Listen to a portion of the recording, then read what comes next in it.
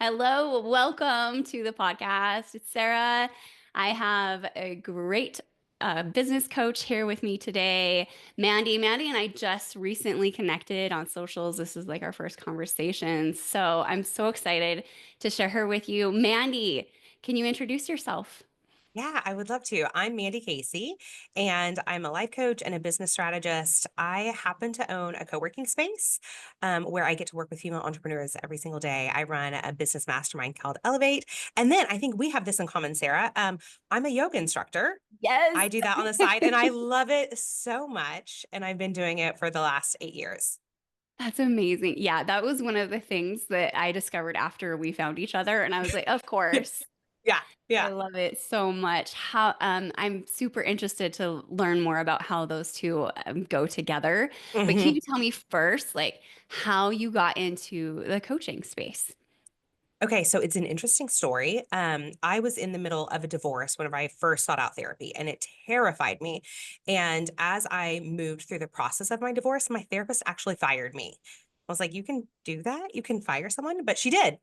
She was like, "You are so self-aware, and you know what got you to this point." She's the one who introduced me to life coaching and said, "I think you need a life coach who can help you move forward."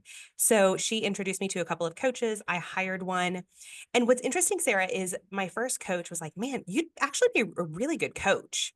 And I was like, "No, I'm not going to do that." No, I was in the corporate world at the time doing Mhm. marketing and event planning, and coaching, mentorship, leadership development was always a role in my corporate life, but it was Right. never like my main thing. You know what I mean? Yeah. And so once I made the decision to leave the corporate world, I started teaching others to do how I did what I did.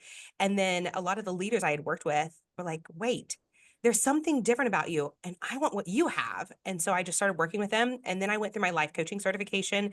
I was trained by Martha Beck and did a whole year long program with her. Absolutely changed my world. And as I went through it, I was like, I cannot wait to bring this to other women. Because if they knew the tools that were available to them, oh my gosh, everything would change. Yeah. That's amazing. So Martha Beck, Yes, love her. that's so amazing that you got to train with her. And also, really insightful and brave of your therapist to be like, here, I'm not what you need. Because when you said you got Right. fired, I was like, oh no. But you got fired because you were like in a good, a better state. Yes, um, yes. where you just needed something else instead, Yeah. which is amazing. And um, I'm very curious though, how did you then implement this other piece of like, okay, I have life coaching. Now, how did you get into the business world with that? Okay, so that's fascinating too. I was just coaching women. My ideal client in the beginning when I started 8 years ago was overwhelmed women like me who had been in the corporate world. They were executives and they were reaching burnout. And so I Mm, found myself coaching a lot of leaders. I had the courage to say, I want something better for myself. I left my 9 to 5. I actually took a year sabbatical and traveled the world for a year. And I remember when I was telling the leadership team that I was leaving my job, they were like, "But why? Why would you do that?" I was one of the last people grandfathered in at our company that had a pension, and that I wow. had a 401k and I had a 401k match. I had all these things that to others seemed like security blankets. And to Yeah. me, I was like, "Great, I have to wait 40 years to get access to those things. Instead, I would rather live my life because I'm not guaranteed to live 40 years from now." And Yeah. I left. I traveled the world. So when I came back, I found myself coaching a lot of leaders. And then I landed at a co working space in Oklahoma City. And that just became my office. I was coaching women virtually all over the world. I had clients in Australia and England and Thailand and Canada, and it was incredible. And then the people that were local to me started asking me, they were all female entrepreneurs because we were officing together, and they Uh-huh. started asking for feedback and advice. And um, I knew the corporate world and they wanted to grow and scale, but they hadn't ever been exposed to that and didn't know how to do it. So I found myself coaching them a lot because so much of it, and I think you can speak to this too, is about your mindset. That's where it Hmm. all starts. And these women didn't realize the ways that they were standing in their own way and preventing their businesses from scaling. And once I started helping them do that, I just started attracting more and more women like them. And then I ended up buying the co working space. And I now facilitate 4 masterminds. I have a mastermind dedicated to helping you get to your first 500K and beyond that. And it's just so fun. Doing work you love is what life Yeah. is all about, right? Oh, for sure. If you're going to give that much of your time to something, Hmm. it would be a great bonus if you could love it a lot. Well, it goes back to noticing the way that I felt when I was in the corporate world of I didn't hate my job, but it wasn't fulfilling. Yeah. And I think so many of us walk through, and I know I'm generalizing here, but so many of us walk through life just a little bit numb and unfulfilled, but we don't know what awaits us on the other side of making some intentional choices, and we're terrified to do that. Yeah. I definitely relate to that. And um I've had to work through that myself. Like, how do I be brave enough, especially to go for what really matters, right? Because then Yeah. there's that chance of like, well, if it doesn't work, that's going to hurt so much more, right? But Hmm. I'm interested into knowing. By the way, that's just I love that you ended up buying the co-working space that you started in. That's so dang cool, Mandy. Um, Thank you. because I know you mentioned mindset, and that is huge in what you talk about. Online is what I see. Obviously, I know you do that in person, but like, why is that the kernel of everything for you? Great question. So for me, I think so many people they take a bunch of actions that they think are going to get them results.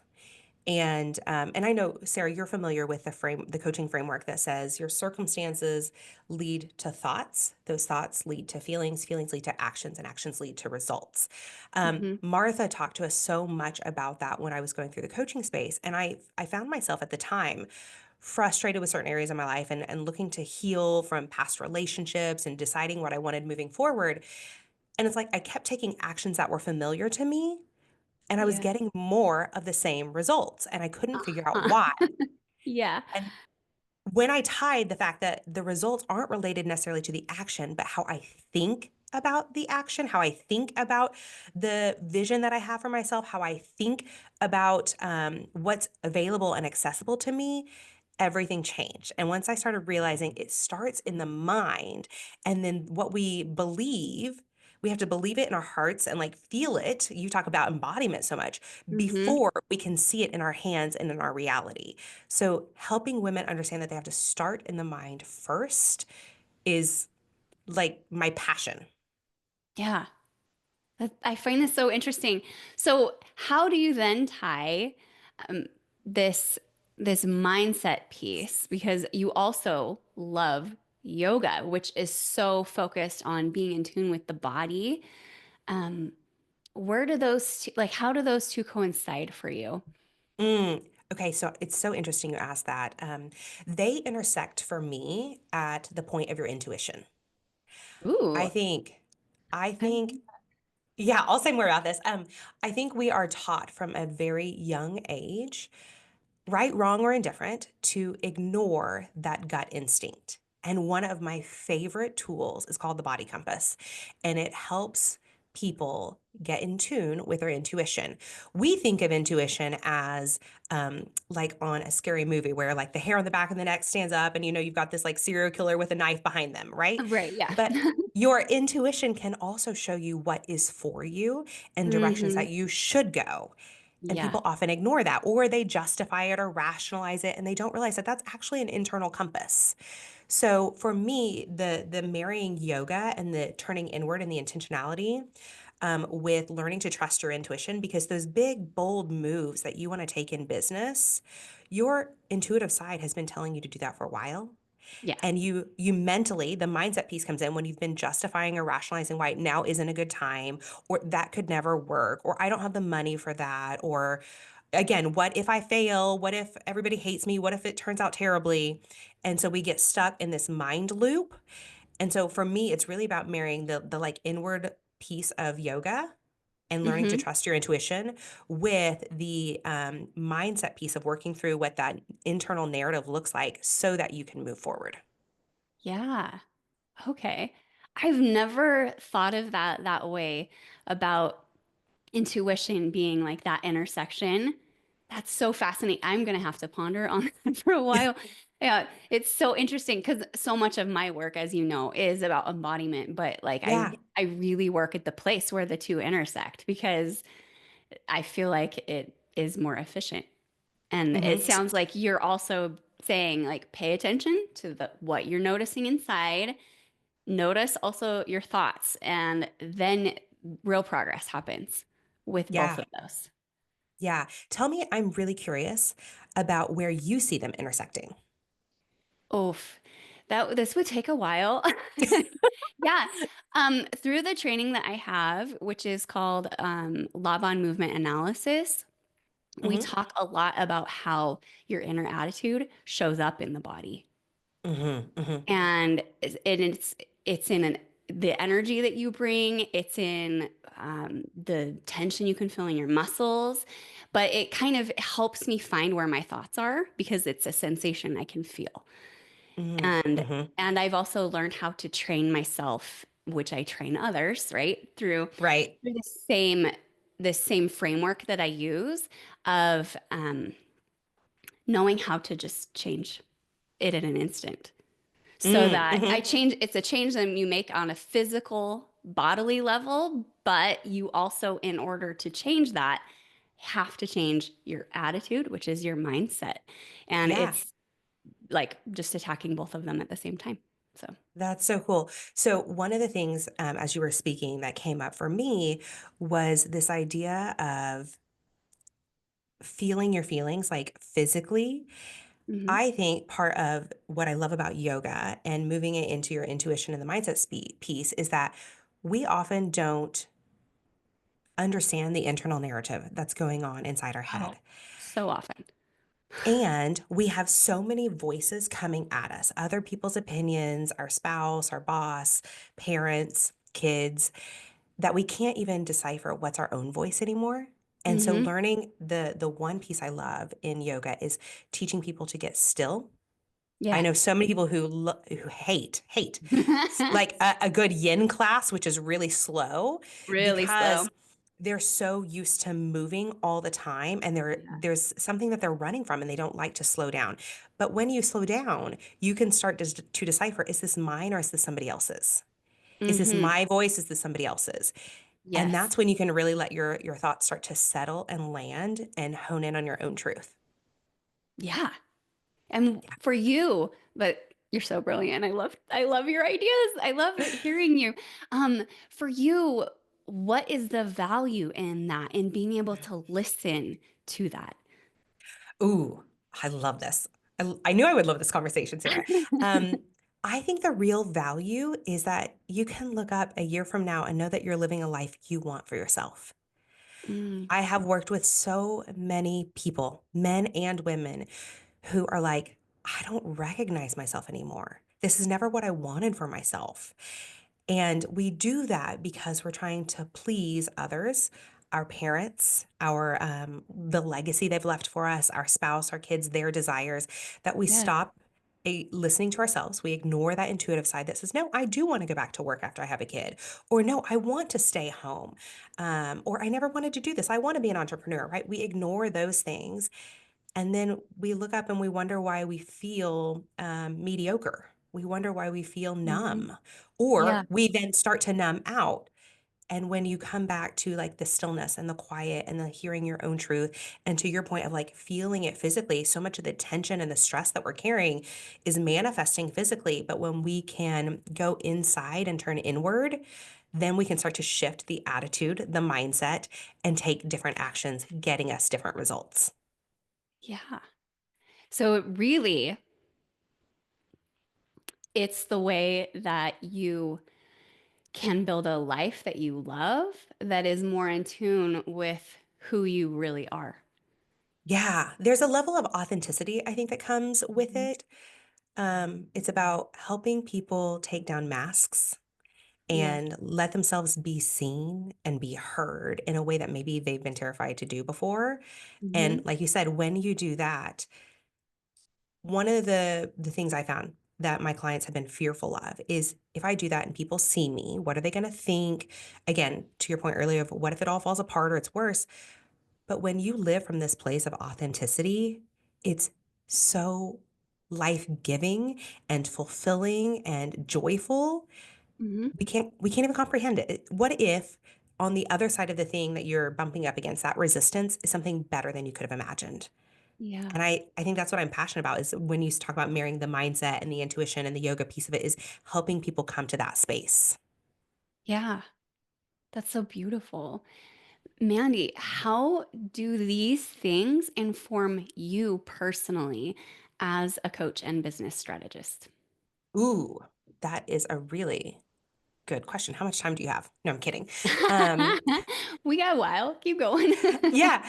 So, one of the things that was impressed upon me through my coach training was the idea of living it to give it. And if I'm going to encourage others to do this, then I need to be willing to do it myself. Hmm. So when I find myself up against some resistance or wanting to make some really bold moves, I have to ask myself first, how can I show up authentically? I love to tell people and I love to share with my audience about when I'm scared or times that I feel like I've fallen down, you know what I mean? And how they Yeah. get back up. But I want to show people what's possible. And I think that concept directs my path as I move forward in business. I always ask myself, am I living the very thing that I'm teaching? It's so important to me. Yeah. I think that's what makes you a great coach. And Thank that's you. you let it inform you and you make sure that you are living it. And um, how does that make business, like being an entrepreneur, more fulfilling for you? Oh, sometimes it's terrifying, let me tell you. It's terrifying because I have really big dreams. Let me tell you that. And I'm like, if I'm going to tell my clients that they need to go for those big dreams, then that means I have to do it too. So what I what it really teaches me, Sarah, is how to break my dreams into manageable steps so that I can actually make progress. Mm, But whenever I create that vision for myself, or I feel a nudge, like I felt a nudge, my co-working space, I absolutely love it. And we're also outgrowing our space. And so I'm going to put this out there. I really want to own a commercial building and I want about 10,000 square feet. And that terrifies me because I'm like, how am I going to get a business loan? What hmm. if I don't have the members who can help pay for it? Right. So all the big scaries come up that could stop me from moving forward. And I have to say, if I'm going to tell others to do this, then I have to start taking action as well. Yeah. So when those intuitive hits come up, I have learned not to suppress them. And I know that in me going after the things that I want, I'm also showing others that they can go after what they want too. But it is terrifying. It really It's is. terrifying. Yeah, but it also makes things more exciting because I'm sure you've done things that have surprised you Oh, because of yeah. And paying attention to that. yeah, I will say I can look back at my life and point out several times whenever I took leaps of faith. And at the time, I remember thinking, people are going to think I'm crazy. And they probably did. Uh-huh. But coming out the other side of it, I'm like, man, not that I wish I'd done it sooner because I know it came at right on time, but I'm so glad that I did. Yeah. One of them, I bought my co working space 6 weeks before the world shut down for COVID. And I remember having a little bit of a panic attack. And this is where I can really start to practice what I preach because I remember the tension, just in my muscles, like getting so tight and the fear just creeping up, like paralyzing all the way up through the neck. And it was so stifling. Yeah. And I remembered in that moment how to use my breath, how to come back into my body, how to capture the thoughts that were starting the spiral, and then how to reframe my thoughts into what felt more like my truth. Uh, and I not only survived the pandemic, but I've now owned it 6 years. And it's Mm, just such a beautiful space when you have the tools to take big, bold leaps and still manage them with ease, with grace, with joy instead of like drudging through it or like pressure filled, pushing up against the resistance. right. It's a whole different way of doing life. It's so different. And what I find really interesting in what you're saying is that you've known when you've outgrown spaces, whether like in your corporate job where Hmm. you knew that wasn't going to be fulfilling, you outgrew it. And then Hmm. you bought this co-working space and now you're saying like we've outgrown that. Like, and that happens a lot with entrepreneurs where we're like, I've like hit the ceiling in this space Hmm. I've put myself in.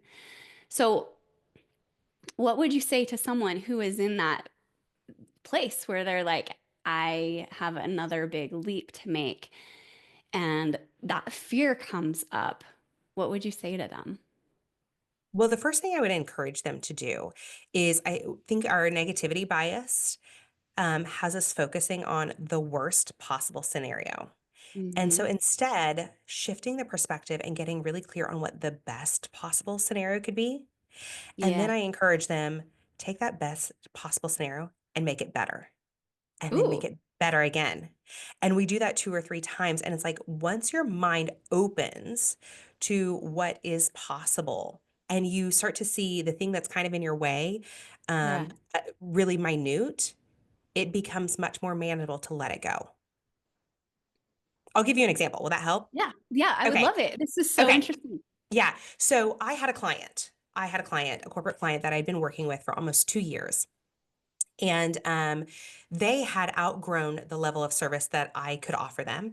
And I knew very much that while I enjoyed working with them, I wanted to pivot my business in a different direction. It had been like this nudge.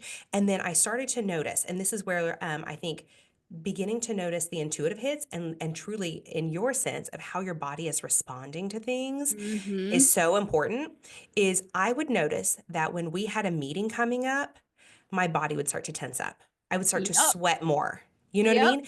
And Yep. then if I would drive to their office, on the way to driving to their office, it would be like this weight on my shoulders getting heavier and heavier, and it felt like dread. Okay, Yeah. so then I'm paying attention to my body, and my gut's been telling me, make this pivot, make this pivot, make this pivot, and I've been ignoring it. Hmm. So my thought was, if I let this corporate client go, that's a good chunk of my income. How do I replace it? And so the fear keeps me clinging to the corporate person, right? Yep. Yep. And then my business stays small, I stay small. I'm no longer doing work that's fulfilling. So when I start imagining what it could be like if I let go of them and I had that time back and how I would fill that time and what that could result in and the number of people I could help, I get excited and I feel the Mm. joy and energy, which is the very opposite of the lethargicness that I was feeling going to this corporate Yeah. client. Yeah. Through envisioning what was possible, I started to see that letting them go was the first step in getting the thing that I wanted. And so it was a matter of setting a deadline with them. Hey, we're going to wind down this contract. Here's what that's going to look like. And it doesn't mean I cut them off. It doesn't mean I burn bridges. It doesn't mean I Yeah. don't fulfill my end of the bargain. But you take steps to unwind as you take steps to build on the other side. And it's listening to the narrative I'm telling myself, the way my body is responding, the Hmm. intuitive hits that I'm getting, and putting it all together with tools like a breath work and mindset tools about reframing and visualization. And it all works together to get you where you want to Yeah. go. Mm. I love that story. Thank you for You're sharing that. welcome. And that's, I love it because I've heard of like the best, like, okay, what's the best thing that could happen? But then like to keep on taking it another level up and up and up, like Hmm. that blew my mind. That's so interesting. I'm going to implement that today because I have an important call after our interview and I'm going to implement that for sure. And Yes. I love that your body awareness helped you with that. Hmm. Yeah. That's not the first time, Sarah. And so I think that the work that you do is so important. I remember a time while I was traveling, I came home early because my dad had had surgery and my mom needed help helping him recover. So I lived with my parents for a while, and that was never my intention. I was going to stay 3 or 4 months and help my dad recover. And about 6 months in, I would find myself pulling into my parents' driveway. And when the garage door would start to lift, I found myself holding my breath and my muscles getting tight, just waiting to see if I could see their tires on the ground from their car being parked in the garage. And whenever it would lift and their tires were there, I felt deflated. Like Yeah. all the wind was out of my sails. And Mm. when their tires weren't there, meaning they weren't home, I would get excited. And that was the moment, paying attention to my body, that I was like, something has to change. I love my parents. I absolutely love, we have a wonderful relationship, but it was just my body telling me it's time to move on. Like your dad's recovered. They Yeah. don't need you anymore. Let them figure that out and you go do the next thing. Hmm. That's so cool. I think, um, because I totally relate. It's been such a gift for me. Because I also teach yoga. I Yeah. don't actively teach right now, but I practice it still. And that was one of the things that drew me to it was because of that body awareness piece and how it helped me live my life better. Yeah. Yeah. And I tell people, oh, go ahead. I just like, and to make decisions. Yes. Yeah. I tell people all the time, yoga makes me a kinder person. Oh, yeah. 100%. I, well, because I think the body awareness, so many of us, and again, I'm generalizing here, but we walk around with the tension in our body and we think, oh, it was just stress or it's a busy day or I'm coming down with something.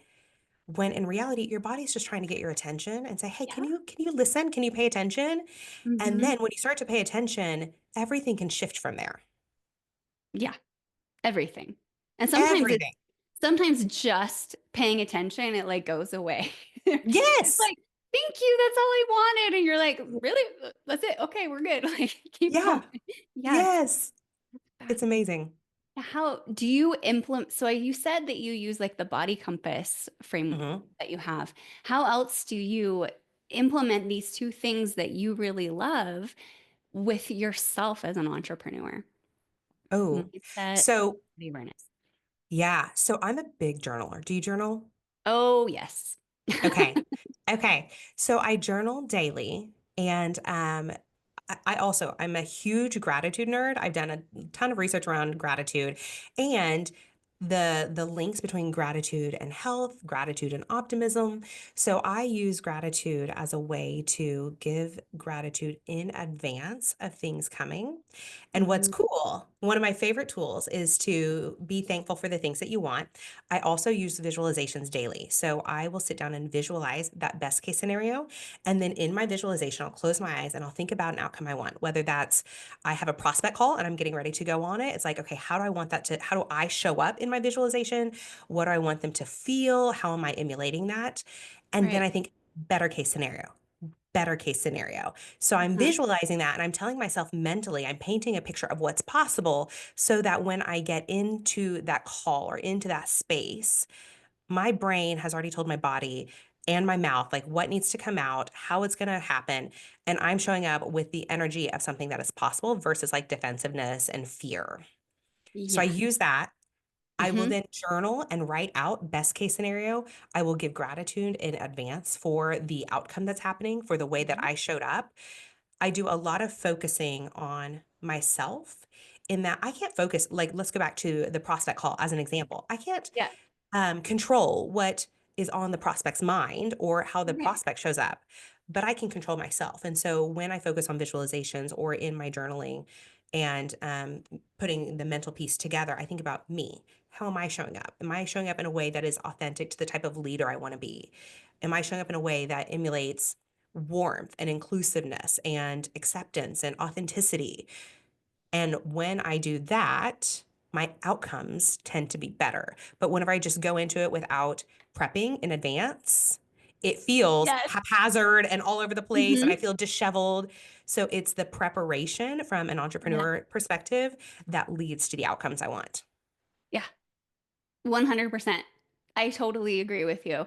And I've found that too, that it matters Okay. so much that the state you are in when you go into situations completely changes the outcome. Oh, Do you have yeah. a story of that that you can share? Yeah, so well, let me give you an story of a client Okay. that I helped. She was a business owner, had a very successful business, several employees, and was looking to sell her business. And she went into a sales conversation, a first one, and it just wasn't going anywhere. And she's like, they don't want to pay me what I think my company's worth. They're going to dismantle my company, all these things that she didn't want to happen.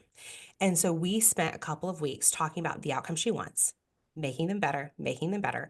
We talked about Hmm. her mental state, the narrative she was telling herself. We reframed it so that she found her truth. And then we focused her visualizations on how she's showing up.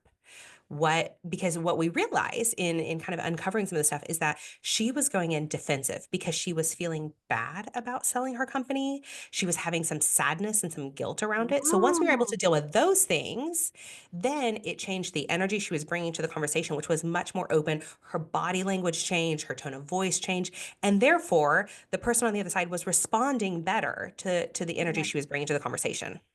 Yeah. That's such a good example. Thank you for that. Yeah, you're Giving, welcome. yeah.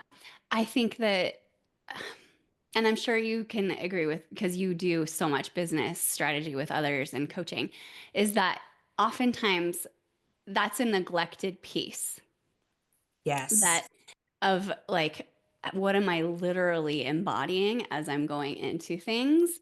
And, it like mindset, I totally agree with you of it being so important, but like, unless it trickles into somewhere else, They go hand in hand. they always go hand in hand. Yeah, Yes.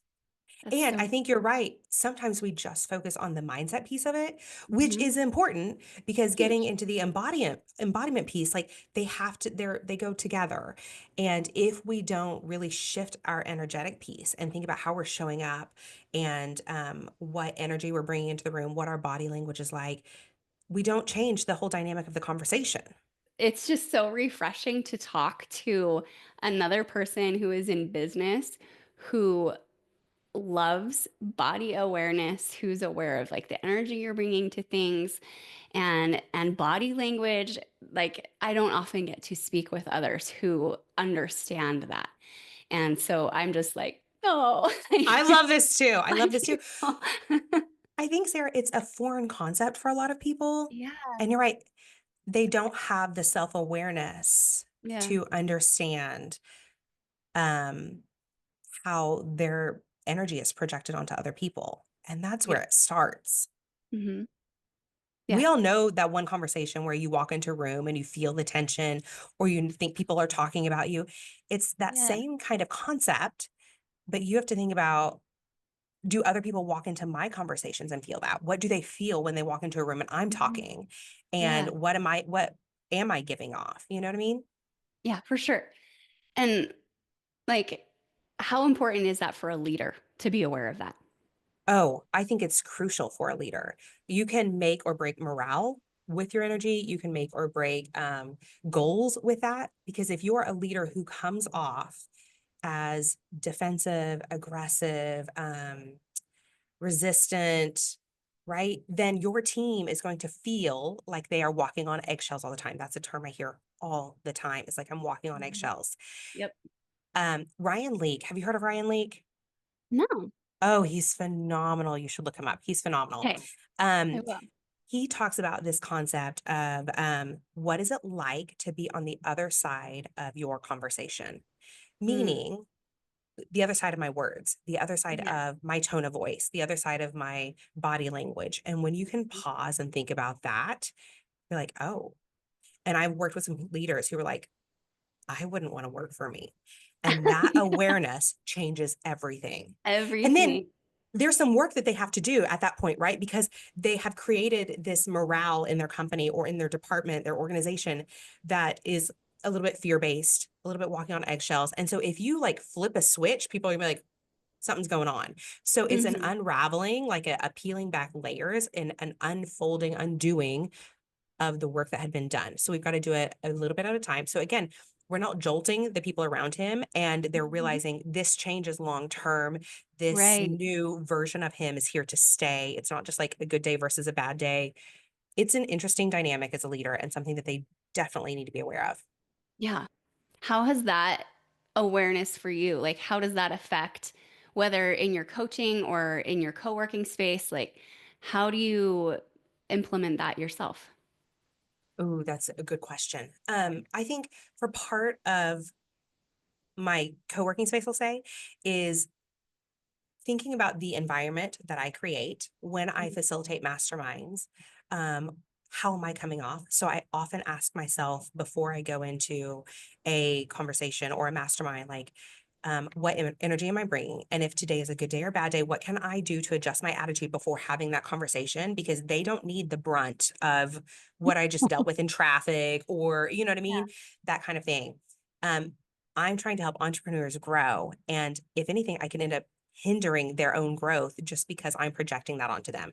So, really having a moment before I go into any meeting where I just like take a pause, a deep breath. Oh, I love the power of 3 deep breaths and reset myself before stepping in there because they need me to show up as my best self. They need the warmth, the authenticity, the encouragement.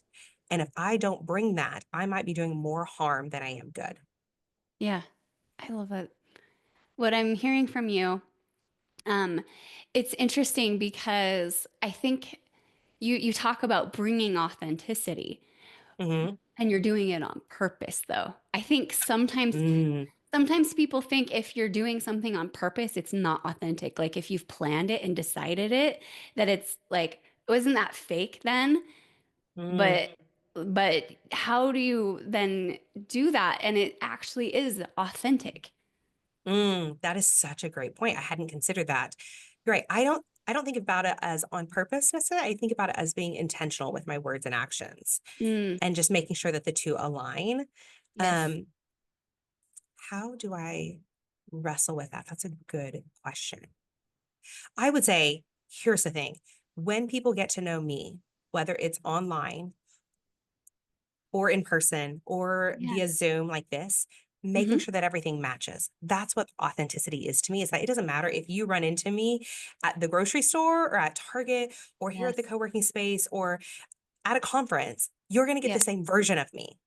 Hmm. And and going back to that piece as a leader of recognizing the energy I bring to other conversations, when I have the awareness and I try to teach others how to do this as well, is when you had an off day, because we're all allowed to have off days, right? We're going to have those moments where Yeah. we feel sick or we're under the weather and we Yeah. might not show up as that best version of ourselves, but you acknowledge it. We don't just ignore it. And so I might go back to somebody after mastermind and say, hey, I'm so sorry. I felt like I was a little bit pushy after that conversation, and I did not mean for it to come off that way. I just really believe in you. And I think that you are getting in your way, and I just want to see you succeed. And they're Yeah. like, oh, okay, she was just having a moment, you know? Or listen, my nephew, I had an issue with him one time, and I wrote him an apology letter. And he was like, he'd Hmm. never seen that before.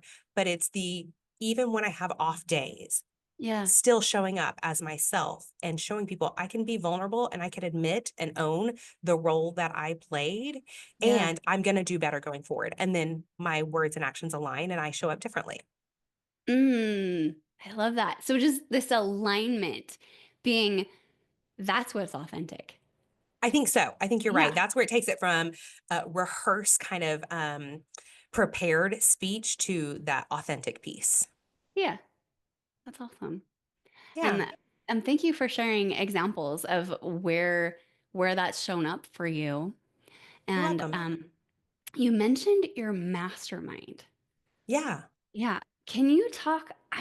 This has been something that I've been interested in the past year at least. This, how important it is to have other people that you are growing with. It is a game changer. So let me share this example. I was in the corporate world, as you know, for 15 years. And when I Mhm. left and I became an entrepreneur, I remember um, I asked a girlfriend of mine that had been a coworker, one of my very best friends. I was like, "Ah, I'm struggling with this. I need to have it printed. I don't love the design. I'd done it in Canva." And she was like, just hire a marketing agency, go to Third Degree, which happened to be a firm here in town. And I was like, they have like a $68,000 budget with him. I don't have that budget anymore. You know what I mean? I'm like, Oh, I am one person in the yeah. corporate world. In the corporate world, I think I had a $20 million budget that I could work with for things. And I was like, Mhm. I can't outsource like I used to. And so when you're around others who don't get it or haven't been there, it's hard to relate. And then you can start to get in your head and feel like you're doing something wrong, which starts that mental spiral of Yep. what's possible. And then we start taking different actions and we're not getting our Mhm. results and it all goes together. So when you surround yourself with people who are, I'm going to say, like-minded, but you can have different perspectives. That's the beautiful thing about a mastermind is we all come from different backgrounds, but that Yes. we're on the same trajectory. We're all wanting to move forward together. We get to bounce ideas off of each other. We get feedback in real time that is relatable. They Hmm. have either been where we are right now, and so they're further ahead of us and can see the path and can guide us, right? That's part of leadership is being able to guide you along a path. Yeah. Or they're walking alongside you and you're holding hands and like helping each other figure your way out of the dark. There Yeah. is such value in surrounding yourself with others who are on a similar path as you. It makes entrepreneurship, it makes solopreneurship less isolating and Hmm. more fulfilling. Yeah. I love what you said about how it helps you just get out of your head because it Mhm. can happen so much. And yet, when we have others who understand, who can give us advice that's actually helpful rather than like, just hurt me. Like, that's not how it can work for me right now. But when Right. you have people who are on a similar path who can give you that, that can help you not just get stuck in your problems. Yeah. Yeah. It's about So, getting unstuck. The other yeah. thing I was going to say is what's great about our masterminds is that, and not all masterminds are facilitated the same way. Um, Mhm. Yeah. we do like a brainstorming session every time. So in our sessions, people might come with something that they're working on and Hmm. they present it for feedback. What's so great about that model is that when something's presented for feedback, you're getting perspectives from like three, four, five, sometimes 10 other people. Uh-huh. And it helps you as a business owner and as an entrepreneur say, like, discern what lands with you and what doesn't. So you start to find your own voice. If we have that one business bestie that we turn to all the time, they're the voice we hear in our head. But when you have multiple perspectives and you're having to discern what is truth for you, you start to hear your own voice as an entrepreneur. And that's how you create a business that you love, not a business that somebody else wants for you. Mm, that's so good. Um, and it's true. I hadn't thought about like just the value in the multiple perspectives of the people that are in the same similar boat. And Mandy, you lead so many women. What do you do to make sure that you have that support? That's a good question. So, coaches always need coaches. So, I Yeah. have my own coaches. I have my own leadership development that I invest in. I think that's important is that I continue to grow not only my own just skills, but that I am constantly working on my mindset as well so that I Hmm. can show up best for others. So, I think it's about continuing to invest in yourself no matter what stage of the game you're in. Yeah. How has that made a difference for you personally, investing in Oh, your, game changer, like yeah. absolute game changer. There was a season, obviously, whenever I went through my coach training, and immediately after that, I had coaches. And then there was a season where I stopped. And then coming back on about 2 years ago, I started investing again, and it was what multiplied my business. In Mm, fact, we were just looking at my business numbers last night, and I had 33% growth last year, which was just phenomenal. it's And amazing. I attribute, and it's like if you want to grow incrementally, keep doing a little bit more of the same. And I think that's what I was doing for a stint is growing Uh-huh. incrementally. But I Hmm. knew in order for me to level up, the same way I teach others, if they want to level up, they've got to do different actions, take different actions to get different results. And that means investing in myself. And when I did that, everything started to change. Wow. What was so different besides just like investing, like the money you put towards it where you have to change, but like what else helped you Yeah. to grow So that much? I think one is when I invested, I recognized even as good as I am at self-awareness and mindset work, I could still see where I was in my own way. And I could still very much see how I was playing small. So one was having somebody recognize my blind spots. That's what we call them in the coaching world, is your blind spots Yes. of where I was in my own way. And Yeah. then, very much like I said to you, I had to let go of some of my clients in order to pivot my business. Some of the biggest changes I made is I took a couple of my masterminds were quarterly. We took them year round. We added in retreats, and then I brought on a COO. And having somebody help me on the back end from the logistical standpoint, I thought investing in a person, investing in help would be a line item expense. But what it did is it took so much off my plate and it streamlined a lot of my systems and processes that gave me margin. Therefore, I could fill that with prospect calls and sales calls and another mastermind and you just exponentially grow from there. That's amazing. So just like taking stuff off of your plate freed you Mhm. up to create more things, more offers, Yep. and then because of that, you're able to, I'm sure, also just show up differently to the things that you're Yeah. offering, Yeah. right? Yeah. It's interesting. I was talking to a couple of the women in my Elevate Mastermind the other day, and one of them, it's hard for me to take compliments. It's something I'm working on. But this woman was like, "I need you to hear me. You are not the same person you were last December." And I was like, "Okay, thanks. Let's move." And she's like, "No, no, no, stop. I need Mm, you. I need this to land. You have leveled up, and I can see it in even the words that are coming out of my mouth." And I paused, and that's where I really like stood in gratitude for her words, for her showing me what has happened, and just for taking the investment and like investing in myself. Because that in and of itself is a bold action. People are terrified to invest in themselves, or they're oh, especially at certain levels of income. yep. It's scary. It's way scary. Sometimes you put yourself up against the wall and it's like, I have to make this work because I literally cannot afford Yeah. this otherwise, right? Yeah. Yeah. God. Oh, that's so, and I love that one of your own people was able to just speak that to you and to show you how different you are. And it's always nice to hear that Yeah. other people have noticed that you've changed when you're like, I feel different. So great. Um, with that huge growth, this interests me so much. How were you able to stay in it and not run away? Because sometimes people get scared of like, and it can feel like, well, my life's getting too big. My life's getting too Yeah. big, right? How were you able to navigate that in a way that has helped you stay the trajectory of it? Okay, this is going to sound really odd. I think for me specifically, that what I felt grounded in my husband. So I got married last year and I had been single and divorced for 9 years. I was a workaholic. And that was Yeah. a beautiful thing, but I worked a lot and I would work and hit up against some resistance and fears. And then I would work or try to push through them and push through them. And Yeah. actually, what did it for me was stepping back and allowing myself to have like evenings with him and weekends Mm, with him and trips with him.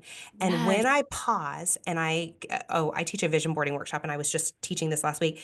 When I looked at my vision boards for the last 8 years, I remembered this is the life I'm building for myself. I didn't build my life so that all I did was work.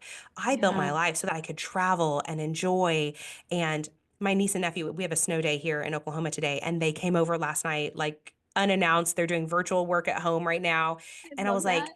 wow, that could be consuming. And part of me wants to go, but I have these big dreams and I have to keep working and I have to keep working. I Mm, also am learning to pause and say, no, family was important to me. And I'm creating this life so that I can have those things, which yeah. grounds me in a way that allows me to keep chasing the dreams. Oh, Does that make sense? yes, that makes sense. And that's beautiful. That's Yeah. so beautiful, especially because it might seem quote unquote counterintuitive, where Yes. it's Yeah. like, so you're telling me if I give myself space to be here right now, I'm getting teary-eyed. I didn't even expect that, but like to be here right now in the life that I have, that I Hmm. can handle then not being scared of my life getting bigger and becoming more successful and all of those big things that I dream for. It's actually the path to get there Yeah. rather than neglecting what's here and now. Yeah. That's beautiful. Thank you. And you're right. It is so counterintuitive to what we are taught and what Hmm. most of us, the way that most of us live. But rest and ease and breaks and margin is so valuable in getting you to where you actually want to go. Wow. Mm. You're so wise. Thank you. Thank you. I love this conversation. As we finish up our time, is there any one last thing that you would like entrepreneurs or coaches to know? Ooh, good question. Man, I think the biggest thing, if they take nothing else away from this conversation, that what they seek, they will find. Um, Mm. Tony Robbins did this exercise. And what I loved about it is I was verbally telling my clients this for a long time, and he put it into an exercise that resonates with clients. So, do you mind if I do it with you real quick? Yes, let's do it. Okay. So, wherever you are, I want you to look around your room. You're going to get 10 seconds. And in your room, specifically, because I can see it, I want you to notice everything that's white. So, Okay. look up, down, all around. Take in as many items as you can that are white. Okay, got it? Think you got them all? Okay, so look at me. Tell me Mm-hmm. everything you saw that was red. Nothing. Right. Now look around your room. Can you spot one thing that's red? Yes, there is a book back there. And Okay. there's some red. I have like these art supplies right here that is Okay. off screen. And yes, there's some red over there. Okay. So Hmm. there was always red there. You Yeah. weren't looking for it, so you didn't even see it. Yeah.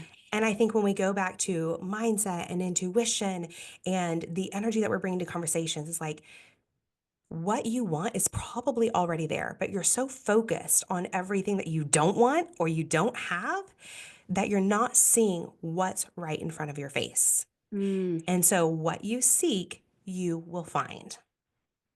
it's beautiful.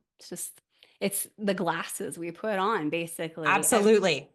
and we get to decide. And I love that you're saying like we can decide to look for evidence of good things. Hmm. We can Hmm. decide to see the success. We can decide to succeed. We can decide to see that our family life is good or that we're validated by others or whatever it is that we most want. We can start to just look for the evidence of it right now. Yeah. So one exercise I would encourage you to take from this, Mhm. and for your audience that's listening, is every day. I don't care if it's in a note in your phone or in a journal. Think about what you want in your life, not just what you want material wise, but how do you want to feel? Like when you get those things, when your vision comes to fruition and it's your reality, how do you want to feel? Do you want to feel proud or joyful or at peace? Again, that peace is available to you today, but you're so often focused on the stress that we don't notice the moments, the small, tiny Mm, moments where we felt peace. And it might have been like when I looked at myself in the mirror, or when I hugged my husband goodbye, or right, it could be a blip in time. But when you start focusing on those moments of peace, you'll feel more peace. You'll start to recognize them. You'll call them into your life. yeah. Happiness, joyful, whatever it is, look for it, write it down. I had a client do this and she did it for an entire year. And she went back, we started out with one time a day, write down when you feel joy. Joy was the feeling she wanted to feel. She wrote Hmm. it down. And by the end of the year, she was like writing pages of things that brought her joy because she couldn't stop. She was seeing it so much. So that's an exercise for your listeners to try. I love that so much. It's like by deciding to notice it, we magnify it. And Exactly. it brings more. It brings more. Like We call it in. it legitimately brings more of that into your life. Yeah. That's amazing and so useful. Like I think entrepreneurs need to remember that because we just get so into the hustle sometimes Yeah. and wonder like why the life we're building isn't giving us the joy that we're Yeah. wanting. Yeah, that's so good. Thank you so much, You're Mandy. welcome. Would you tell the listeners where they can find you? I usually hang out on Instagram as simply Mandi Coaching. It's Mandy with an I. I'm also on Facebook. And I recently, my niece, she's 16, just got me started on TikTok. There's like two videos, you Oh, guys. nice. That's a Yeah. good start, though. That's awesome. Okay. Yeah. Awesome. Thank you so much, Mandy. This conversation has been a joy.